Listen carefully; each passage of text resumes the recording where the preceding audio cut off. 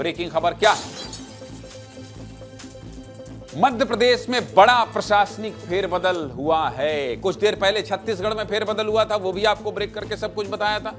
और अब 2 दर्जन से ज्यादा आईएएस अधिकारियों के तबादले मध्य प्रदेश में हो गए हैं। कई जिलों के जो कलेक्टर साहब हैं वो हटा दिए गए हैं। मध्य प्रदेश में 12 जिलों के कलेक्टर हटाए गए हैं। भिंड कलेक्टर संजीव श्रीवास्तव को भी हटाया गया है।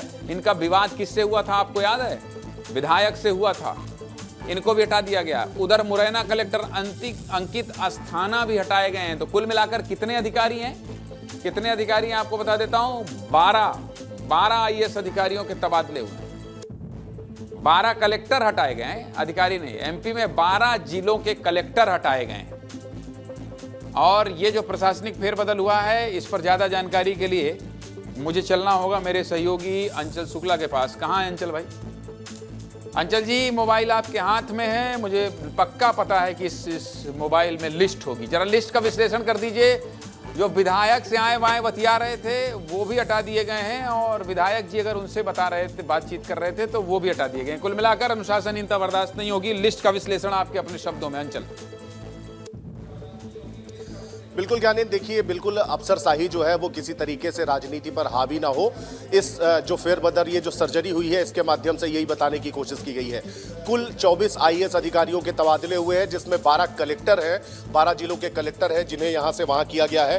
मैं ज्ञानेंद्र आपको बताऊँ कि उषा परमार को कलेक्टर पन्ना बनाया गया है, और इसके साथ ही डिडोरी कलेक्टर नेहा सिंह, जिनका की ओमकार मरकाम से विवाद हुआ था, उन्हें भी हटा दिया गया है। संजीव श्रीवास्तव भिंड का कलेक्टर है, नारायण सिंह से इनका विवाद हुआ था।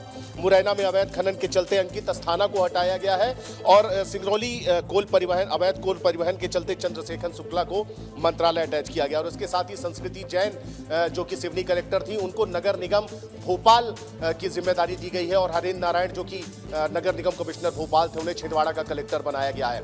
शिलेन सिंह छिंदवाड़ा कलेक्टर थे, जो बढ़िया अच्छा खासा काम कर रहे थे, उन्हें नगरीय प्रशासन की जिम्मेदारी मंत्रालय में अटैच किया गया है।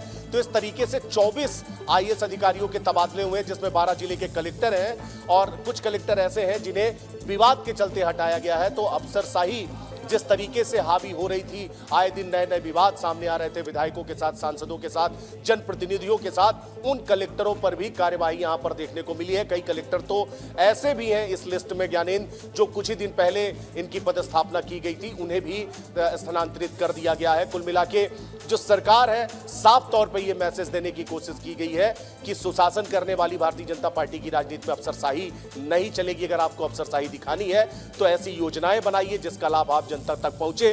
भारतीय जनता पार्टी की जो रीति और नीति है वो आम आदमी से सीधे जुड़ सके और उसका फायदा सीधे तौर पर उन्हें मिल पाए, और इसी तरीके का मैसेज देने की कोशिश की गई है।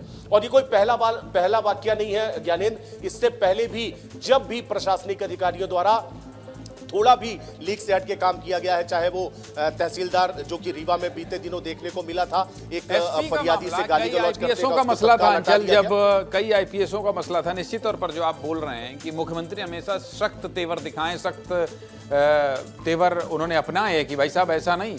जो आपने एक लाइन बहुत अच्छी कही कि सुशासन अगर आपको करना है और ब्यूरोक्रेसी के माध्यम से अगर पूरे प्रशासन को सख्त करना है तो अनुशासन बहुत जरूरी है। देखिए, सुशासन, प्रशासन और अनुशासन, वाह क्या लाइन बोल दी। अंचल जी बहुत बहुत धन्यवाद आपका।